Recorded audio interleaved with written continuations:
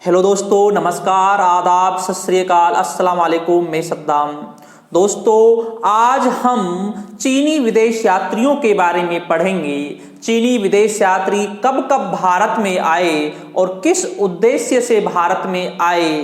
तो दोस्तों, उस समय शासक कौन था। तो दोस्तों, आज इसी के बारे में हम विस्तार से पढ़ेंगे, समझेंगे। दोस्तों, सबसे पहले तो हम यात्रियों से पहले थोड़ा एक बेसिक हम जान लेते हैं। समझना दोस्तों, चीनी विदेश यात्री भारत में बौद्ध धर्म की जानकारी प्राप्त करने के लिए आएंगे, क्योंकि दोस्तों जब चीन में बौद्ध धर्म का विस्तार हो गया, अर्थात चीन के लोगों ने बौद्ध धर्म को अपना लिया, तो उस समय दोस्तों होता यह है, जो चीन के विदेश यात्री या जो बौद्ध धर्म में बहुत ज्यादा आस्था रखते थे, वो अब ये भी जानना चाहते थे कि जहां से बौद्ध धर्म का उदय हुआ है, वहां पर जो महात्मा बुद्ध से जुड़ी हुई पांडुलिपि या प्रतिलिपि है, उनके बारे में जानना, बौद्ध धर्म के बारे में गहराई से जानना, इसीलिए वो भारत में आए थे। दोस्तों, उन चीनी विदेश यात्रियों का भारत के शासकों से ज्यादा कोई लेना देना नहीं था। वो तो दोस्तों केवल यहाँ पर बौद्ध धर्म की शिक्षा प्राप्त करने के लिए या बौद्ध धर्म के बारे में जानने के लिए आए थे। दूसरी बात दोस्तों ये है, चीनी विदेश यात्रियों ने भारत को, जब वो बौद्ध धर्म मानते थे, बौद्ध धर्म के बारे में जानकारी प्राप्त करने के लिए आए थे, तो दोस्तों उन्होंने बौद्ध धर्म के नजर से या बौद्ध धर्म की आस्था के आधार पर ही भारत को देखा था। तो दोस्तों आज हम विस्तार से पढ़ेंगे। सबसे पहले दोस्तों हम फाहियान के बारे में पढ़ेंगे कि उस समय शासक कौन था और दोस्तों कहां कहां की यात्रा की, कौन कौन से मार्ग से भारत आया, और दोस्तों पाटलिपुत्र में अशोक का जो सभा भवन था उसके बारे में क्या कहा। तो दोस्तों सारी चीजों के बारे में हम विस्तार से पढ़ेंगे। सबसे पहले हम पढ़ेंगे फाहियान के बारे में। दोस्तों फाहियान जो दोस्तों 399 से 404 ईस्वी तक भारत में रहता है, ठीक है ना। सबसे पहले तो दोस्तों हम यह जान लेते हैं कि इस समय दोस्तों भारत का शासक कौन था। तो दोस्तों गुप्त शासक, इस समय गुप्त शासक था चंद्रगुप्त द्वितीय, क्योंकि दोस्तों चंद्रगुप्त द्वितीय का शासन काल है 375 से 415 ईस्वी। तो इस समय कौन आ गया भाई? चंद्रगुप्त द्वितीय, ठीक है ना। अब दोस्तों हम समझते हैं, समझना, फा और हियान, अर्थात दोस्तों क्योंकि ये फाहियान का मूल नाम नहीं है, मूल नाम तो क्या है? मूल नाम है दोस्तों कुंड। क्या नाम है? कुंड है मूल नाम। समझना, मूल नाम तो फाहियान का क्या है? कुंड है। लेकिन दोस्तों क्या होता है, जब कोई व्यक्ति किसी धर्म में आस्था रखता है या कोई अच्छा कार्य करता है, तो उसका एक निक नेम भी निकल जाता है या उसे उस आधार पर बोलते हैं, ठीक है ना। जैसे फाहियान, मूल नाम क्या था? फाही, कुंड था, लेकिन कहा क्या गया? फाहियान। फाही का अर्थ होता है, फा का अर्थ होता है धर्म, फाही का अर्थ क्या होता है? धर्म। और हियान का अर्थ होता है आचार्य। क्या अर्थ होता है? आचार्य। तो दोस्तों नाम क्या बन गया? धर्म आचार्य। नाम क्या बन गया? धर्म आचार्य। अर्थात दोस्तों जिसका मूल नाम कुंड था, क्या था? कुंड था, उसे क्या कहा गया? धर्म आचार्य। और नाम क्या पड़ा? फाहियान। आ गया दोस्तों समझ में? नाम क्या पड़ा? फाहियान। अब हम जन्म की बात करें। जो जन्म है दोस्तों, जन्म कहां पर होता है? वू यांग में जन्म होता है। कहां पर जन्म होता है दोस्तों? वू यांग में जन्म होता है फाहियान का। कहां पर जन्म होता है? वू यांग में फाहियान का जन्म होता है, ठीक है ना। जन्म स्थान आ गया। ये कहां पर स्थित है दोस्तों? ये चीन में स्थित है। कहां पर स्थित है? चीन में स्थित है, ठीक है भाई, चीन में स्थित है वू यांग। इसके बाद क्या होता है दोस्तों? फाहियान का जो परिवार था, खुद फाहियान था दोस्तों, बचपन में ही बौद्ध धर्म के बारे में जानने की एक बहुत ज्यादा जिज्ञासा हो गई, बौद्ध धर्म के बारे में जानने के लिए कि भाई महात्मा बुद्ध का जन्म कहां पर होता है, किस तरीके से धर्म का प्रचार करता है, और उसकी पांडुलिपियों के बारे में जानने के लिए भाई सब आस्था हो गई बहुत ज्यादा। जैसे दोस्तों क्या होता है, जहां जहां पर जिस धार्मिक गुरु का जन्म होता है उस जगह को देखने के लिए जाते हैं। जैसे दोस्तों मुसलमान कहां जाते हैं, मक्का मदीना जाते हैं, क्योंकि मोहम्मद साहब सल्लल्लाहु अलैहि वसल्लम से जुड़ी हुई है। हिंदू धर्म में कहां जाते हैं दोस्तों, मथुरा वृंदावन जाते हैं, बनारस जाते हैं। उसी तरीके से दोस्तों चीन वाले भी कहां पर आएंगे, भारत में, क्योंकि भाई बौद्ध धर्म का उदय भारत में हुआ था। महात्मा बुद्ध के बारे में जानकारी लेनी है तो भारत आना पड़ेगा, ठीक है ना। तो दोस्तों अब ये क्या हुआ, फाहियान अपने कुछ साथियों के साथ भारत आते हैं। कहां आते हैं, भारत यात्रा। अब दोस्तों समझना आप, भारत यात्रा तो प्रारंभ होगी, और भारत यात्रा तो जो भारत में आए हैं, चाहे फाहियान हो चाहे हीनयान हो, कोई भी हो, तो दोस्तों एक बात आप याद रखना, चाहे हेनसांग हो चाहे फाहियान हो, ये भारत में तो आए, लेकिन भारत में कौन से रास्ते से आते हैं, ये सबसे मोस्ट इंपॉर्टेंट चीज है। कौन कौन से रास्ते से भारत में आते हैं, कहां पर भारत में सबसे पहले प्रवेश किया, कौन कौन से रास्ते आए थे, समझना कौन कौन से यात्रा से आते। भारत यात्रा सबसे पहले दोस्तों चंगन से चला था। ये कहां से चला था, चंगन से चला था, चीन में है।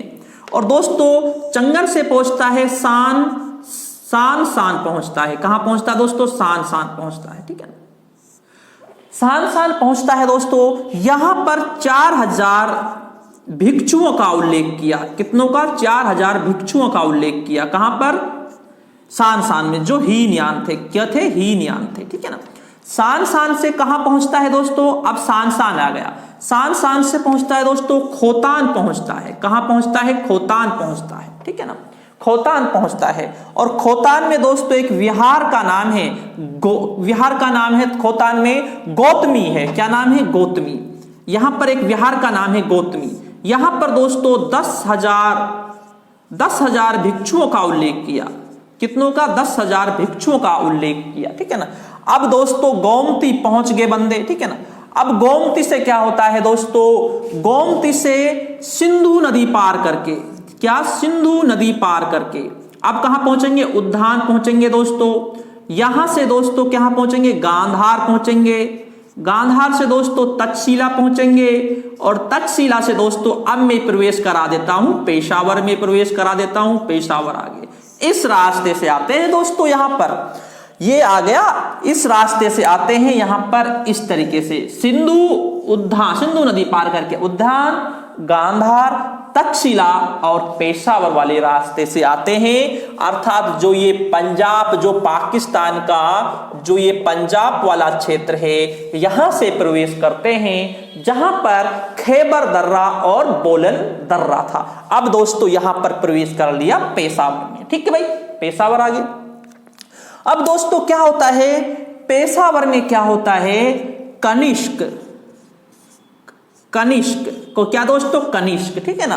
कनिष्क ने दोस्तों क्या किया, यहां पर कनिष्क का जो एक स्तूप बनवाया था, कनिष्क स्तूप को भी यहां पर देखा था। कनिष्क के द्वारा जो स्तूप बनाया था पेशावर में, उसकी जानकारी भी किसने दी है दोस्तों, फाहियान ने दी है, ठीक है ना। और दोस्तों स्तूप की जानकारी दे दी। तो एक है दोस्तों नगरहार, ये नगरहार भी गया था। यहां की राजधानी में क्या देखा था, दंत पगोड़ा, अर्थात महात्मा बुद्ध के दांत के ऊपर एक दंत पगोड़ा बनाया था। ये कहां पर था, नगरहार में था। इसका उल्लेख भी किया है। और दोस्तों समझना, अगर प्रश्न पूछ लिया जाए कनिष्क के स्तूप का उल्लेख किसने किया दोस्तों, ये किया था फाहियान ने किया था, कि कनिष्क ने स्तूप भी बनाया था, ठीक है ना। इसके बाद दोस्तों ये कहां जाता है दोस्तों, अफगानिस्तान भी जाता है। कहां जाता है, अफगानिस्तान भी जाता है। अफगानिस्तान में दोस्तों 3000 बौद्ध भिक्षु थे। कितने थे? बौद्ध भिक्षु कितने थे? 3000 बौद्ध भिक्षु यहां पर देखे थे। कहां पर? अफगानिस्तान। दोस्तों अफगानिस्तान भी गया था कौन? फाहियान अफगानिस्तान गया भाई, ठीक है ना, अफगानिस्तान गया। अब दोस्तों ये जो पेशावर है ये कहां पर है? पेशावर कहां पर है? पाकिस्तान के पंजाब में है। एक पंजाब हमारे पास है, एक पाकिस्तान के पास है। जो गांधार वाला क्षेत्र यहीं पर है पंजाब। तो हम बात कब की कर रहे हैं? आज से हम 1600 साल पहले की बात कर रहे हैं, क्योंकि पाकिस्तान तो भाई 1947 में अलग हुआ था। उस समय तो जो पाकिस्तान के पास पंजाब है वो भी भारत के पास ही था भाई, ठीक है ना। दोस्तों भारत में प्रवेश कहां पर करता है? यहां पर पंजाब में प्रवेश करता है। कहां पर करता है? पंजाब में प्रवेश करता है, ठीक है ना। यहां पर पंजाब में प्रवेश कर लिया, पंजाब में प्रवेश कर लिया, ठीक है भाई, यहां पर आ गया। पंजाब के बाद पंजाब के बाद कहां पर आता है दोस्तों? पंजाब के बाद आता है मध्य देश में। कहां आता है? मध्य देश में, ठीक है ना, मध्य देश में आ गया भाई। अब जो ये मध्य देश है, समझना, ये मध्य देश कौन सा है? ये जो मध्य देश है, ये मध्य देश दोस्तों वर्तमान का मध्य प्रदेश और जो बिहार का भी जो क्षेत्र था जहां पाटलिपुत्र थी उसको भी मध्य देश का गढ़ कहा है। किसको दोस्तों? पाटलिपुत्र को मध्य देश का गढ़ कहा है। किसको? पाटलिपुत्र को, ठीक है ना। पाटलिपुत्र आ गया दोस्तों, ठीक है, पाटलिपुत्र। दोस्तों पाटलिपुत्र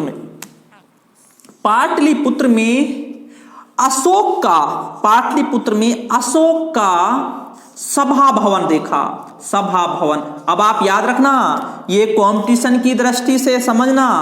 अब यहां पर प्रश्न बन रहा है आपका, अर्थात दोस्तों अगर पूछ लिया जाए हैनसांग और फाहियान पूछ लिया जाए, किसने पाटलिपुत्र में अशोक का सभा भवन का उल्लेख किया है, तो दोस्तों कौन आएगा? फाहियान आएगा उसमें आपका राइट आंसर, ठीक है ना। अब दोस्तों क्या होता है, सभा भवन के बारे में क्या कहा है? फाहियान ने अशोक के सभा भवन के बारे में क्या कहा है? ये बहुत ही मोस्ट इंपॉर्टेंट लाइन है। क्या कहा है दोस्तों? इस सभा भवन का जो निर्माण है वह व्यक्तियों ने नहीं कराया, वह दैत्यों ने कराया है। किसने कराया है? दैत्यों ने कराया है। इतना बढ़िया था दोस्तों सभा भवन, इतना बड़ा था, स्वर्ग लोक की तरह था सभा भवन। ये उल्लेख किया है किसने? ये फाहियान ने अशोक के सभा भवन का उल्लेख किया है। निर्माण किसने कराया था? दैत्य ने कराया था दोस्तों, दैत्य ने निर्माण कराया था। दोस्तों इस पाटलिपुत्र में 3 वर्ष रहे थे। कितने वर्ष रहे थे? 3 वर्ष रहे थे पाटलिपुत्र में फाहियान। पाटलिपुत्र के बाद दोस्तों श्रावस्ती गए। श्रावस्ती में दोस्तों जैतवन का उल्लेख किया। किसका किया दोस्तों? जैतवन का उल्लेख किया, जो बौद्ध धर्म से जुड़ा हुआ था। अगर जैतवन विहार की बात आए तो उल्लेख किसने किया? फाहियान ने किया था दोस्तों जैतवन विहार का, ठीक है ना। इसके बाद दोस्तों नालंदा की यात्रा भी की थी। किसकी यात्रा की थी? नालंदा की यात्रा भी की थी दोस्तों, ठीक है ना। एक वाराणसी की यात्रा भी की थी दोस्तों। किसकी यात्रा की थी? वाराणसी की यात्रा की थी दोस्तों, ठीक है ना। इसके बाद दोस्तों फिर पुनः पाटलिपुत्र आ जाते हैं। अब समझना दोस्तों, जो ये मध्य देश है ये प्रश्न बहुत अच्छा बनता है। इसके बारे में क्या कहा था दोस्तों? कहा था जो ये मध्य देश है किसका देश है? ये दोस्तों ब्राह्मणों का देश है, जो कि सबसे ज्यादा जो ताकतवर यहां पर जो वर्ण माना था वो ब्राह्मण को माना था। ब्राह्मण वर्ण का या ब्राह्मण धर्म का देश है मध्य देश के लिए। तो भारत को किसका कहा? ब्राह्मणों का देश। किसने कहा? फाहियान ने। नंबर दूसरा दोस्तों, यहां के लोग प्याज लहसुन और मांस नहीं खाते थे। प्याज लहसुन और मांस नहीं खाते थे यहाँ के लोग, ठीक है ना। और दोस्तों अगला उल्लेख करते हैं, यहां के चांडाल जाति थी। चांडाल के बारे में समझना, मध्य देश में चांडाल के बारे में जो उल्लेख, विस्तृत उल्लेख किया है वो फाहियान ने किया है। चांडाल के बारे में क्या कहा है समझना। कहा है जो चांडाल थे वे मांस खाते थे, लहसुन खाते थे, प्याज खाते थे और उनको समाज में अच्छा नहीं मानते थे। वे गांव से दूर निवास करते थे। इन चांडालों के बारे में विस्तृत जानकारी दी थी। इसके बाद दोस्तों क्या कहा है, जो मध्य देश है यहाँ के लोग कोड़ियों का प्रयोग करते थे। कोड़ी, जो कोड़ी होती है, कोड़ियों का प्रयोग करते थे। मुद्रा होती थी कोड़ी, कोड़ी का जो प्रयोग किया है वो भी यहां पर किसने किया है, फाहियान ने। अर्थात आयात निर्यात के लिए कोड़ियों का प्रयोग किया जाता था। यह प्रश्न भी बहुत ही मोस्ट इंपॉर्टेंट है, ठीक है ना। इसके बाद दोस्तों क्या कहा है, मध्य देश में कोई भी अपनी मकान का पंजीकरण नहीं कराता था। कोई दिक्कत नहीं थी, सब लोग खुश थे, पंजीकरण कराने की कोई जरूरत नहीं थी। कोई भी अपने मकान का पंजीकरण नहीं करवाते थे। मकानों के दरवाजे खुले हुए रहते थे। कोई चोरों का कोई डर नहीं था, कोई खौफ नहीं था, ऐसा था। और कहा है दोस्तों इस मध्य देश में क्या था, मध्य देश में कभी चोरी नहीं होती थी। और अगर कोई व्यक्ति जो दोस्तों चोरी करता था बार बार, तो दोस्तों उसका दाहिना हाथ काट लिया जाता था। कौन सा, दाहिना हाथ उसका काट लिया जाता था, लेकिन मृत्यु दंड नहीं दिया जाता था। ये बहुत ही मोस्ट इंपॉर्टेंट है, क्योंकि क्या नहीं दिया जाता था, मृत्यु दंड नहीं दिया जाता था। मध्य देश में मृत्यु दंड नहीं दिया जाता था। मृत्यु दंड यहां पर बिल्कुल भी नहीं दिया जाता था, यह कहा है दोस्तों, ठीक है ना। और इसके बाद दोस्तों किसी भी शासक का, किस शासक का उल्लेख नहीं किया, ये मोस्ट है, शासक का उल्लेख नहीं किया। दोस्तों यूं तो मैंने आपको पहले बता दिया है इस समय शासक चंद्रगुप्त द्वितीय था, लेकिन दोस्तों किसी का कोई उल्लेख नहीं किया। ये बात मैं आपको पहले बता चुका हूं। जो ये चीनी विदेश यात्री थे ये बौद्ध धर्म के बारे में जानकारी प्राप्त करने के लिए आए थे। बौद्ध धर्म के स्थलों की जानकारी प्राप्त करने के लिए आए थे। बौद्ध धर्म की पांडुलिपियों के बारे में जानकारी प्राप्त करने के लिए आए थे, क्योंकि शासकों से कोई लेना देना नहीं था। कोई शासक का उल्लेख नहीं किया। ये बहुत मोस्ट इंपॉर्टेंट है। प्रश्न कभी कभी थोड़ा कंफ्यूज कर देता है। प्रश्न कैसे आता है, भाई फाहियान ने किस शासक का उल्लेख किया है। स्टूडेंट समझते हैं भाई किसका उल्लेख किया होगा, चंद्रगुप्त द्वितीय का उल्लेख किया होगा, लेकिन दोस्तों नहीं किया, उल्लेख नहीं किया, ठीक है ना। तो ये दोस्तों यात्रा हो गई। अब दोस्तों होता क्या है, यहां तक भारत यात्रा आ गई। अब यहां से भारत से पुनः चीन की यात्रा, चीन की यात्रा। अब चीन की यात्रा कैसे जाएंगे समझना। यहां से दोस्तों पाटलिपुत्र से रवानगी लेते हैं। कहां से रवानगी लेते हैं, पाटलिपुत्र से रवानगी लेते हैं। बंदा पाटलिपुत्र से रवानगी लेता है। वापसी कहां से होता है, पाटलिपुत्र से। अब पाटलिपुत्र से पहले कहां जाएंगे, अंग जाएंगे। अंग की राजधानी चंपा गए। चंपा से दोस्तों ताम्रलिप्ति गए। ताम्रलिप्ति या ठीक है ना, ताम्रलिप्ति जाते हैं, ठीक है ना। ताम्रलिप्ति बंगाल का बंदरगाह, ठीक है ना। इसके बाद दोस्तों कहां जाएंगे, श्रीलंका जाएंगे। कहां जाएंगे दोस्तों, श्रीलंका जाएंगे। इसके बाद दोस्तों कहां पहुंच जाएंगे, अपने चीन पहुंच जाएंगे, चंगन पहुंच जाएंगे, जहां से भारत आए थे। तो दोस्तों समझना, यहां से प्रश्न बहुत अच्छे बनते हैं। एक भारत यात्रा और पुनः चीन की यात्रा, एक भारत यात्रा और पुनः चीन की यात्रा, किस तरीके से चीन जाते हैं। और दोस्तों समझना, जो ये ताम्रलिप्ति है यहां पर 24 विहार थे। कितने विहार थे, 24 विहार थे यहां पर। और यहां पर दोस्तों ताम्रलिप्ति में 2 वर्ष, कितना दोस्तों, 2 वर्ष, ये बहुत अच्छा है दोस्तों, 2 वर्ष अध्ययन करते हैं बौद्ध धर्म की पांडुलिपियों का, और यहां पर अपनी किताबें लिखते हैं। कहां पर, ताम्रलिप्ति में। इस ताम्रलिप्ति में अपनी किताबें लिखते हैं। और दोस्तों जो किताब लिखी उसका नाम क्या था दोस्तों, किताब का, पुस्तक का नाम क्या था, ये बहुत ही मोस्ट है,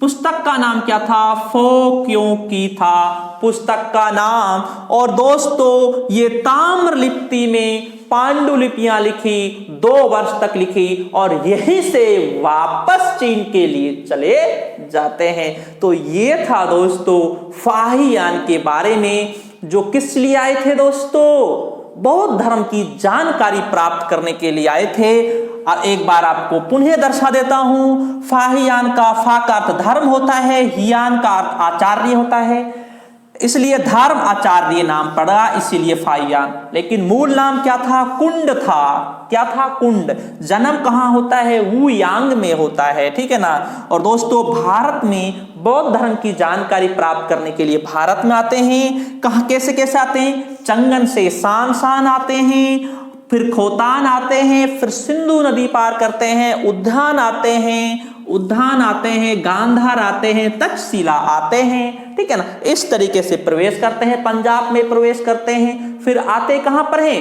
फिर मध्य देश में आते हैं। दोस्तों यह था हमारा फाहियान के बारे में। किसी शासक का उल्लेख नहीं किया, क्योंकि शासक से कोई लेना देना नहीं था। धर्म की शिक्षा प्राप्त करने के लिए आता है बंदा, कोई भी शासक हो कोई भी नहीं हो, कोई फर्क नहीं पड़ रहा उसके पास।